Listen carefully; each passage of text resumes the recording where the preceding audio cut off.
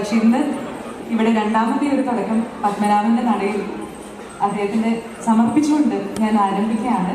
നിങ്ങളുടെ എല്ലാവരുടെയും പ്രാർത്ഥനകളും അനുഗ്രഹങ്ങളും വേണം. ഈ ഒരു അവസരത്തിൽ എനിക്കിവിടെ ഇങ്ങനൊരു വേദി ഒരുക്കി തന്നെ പത്മനാഭസ്വാമി ക്ഷേത്രത്തിലെ ഭാരവാഹികളോടും അതോടൊപ്പം ഈ വന്ദേ പത്മനാഭം എന്ന പരിപാടിയുടെ ഓർഗനൈസേഴ്സിനോടും എൻ്റെ ആത്മാർത്ഥമായിട്ടുള്ള നന്ദി ഞാൻ അറിയിക്കുകയാണ്. ഈ ഒരു അവസരത്തിൽ എൻ്റെ ഗുരുക്കന്മാരെയും ഞാൻ ഇവിടെ ഓർക്കുന്നു. ശ്രീ ശങ്കര സ്കൂൾ ഓഫ് ഡാൻസിലെ സുധാ പി രാമരൻ ടീച്ചറിനെയും വിഷ്ണുജ്യോതി പബ്ലിക് സ്കൂളിലെ മായാറാണി ടീച്ചറിനെയും ചെന്നൈ ഭരതകലാഞ്ജലിയിലെ പത്മവിഭൂഷൺ ജേതാക്കളായ ശ്രീ വി പി ധനഞ്ജയൻ മാസ്റ്ററിനെയും ശാന്താക്കയും അതേപോലെ തന്നെ ഇന്ന് ഇവിടെ ഒരു പരിപാടി അവതരിപ്പിക്കാൻ എന്നെ സജ്ജയാക്കിയ ധരണി സ്കൂൾ ഓഫ് പെർഫോമിംഗ് ആർട്സിലെ ശ്രീമതി ശ്യാമള സുരേന്ദ്രൻ ശ്യാമളാജിനെയും ഈ ഒരു അവസരത്തിൽ ഞാൻ ഓർക്കുകയാണ്.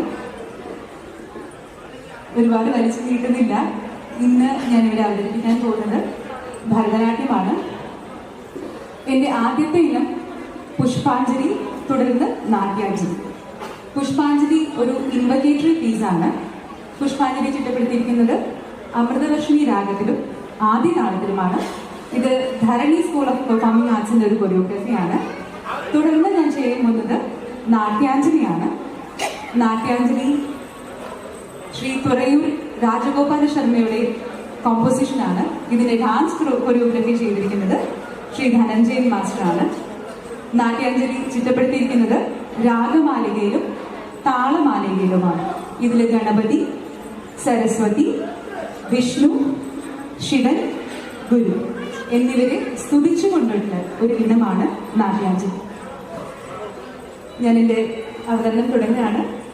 എല്ലാവരുടെയും പ്രാർത്ഥനകളും അനുഗ്രഹങ്ങളും ഉണ്ടാവും എന്ന വിശ്വാസത്തിൽ എല്ലാം പത്മനാഭന്റെ കാൽപാദങ്ങളിൽ സമർപ്പിച്ചുകൊണ്ട് ഞാൻ തുടങ്ങുകയാണ്.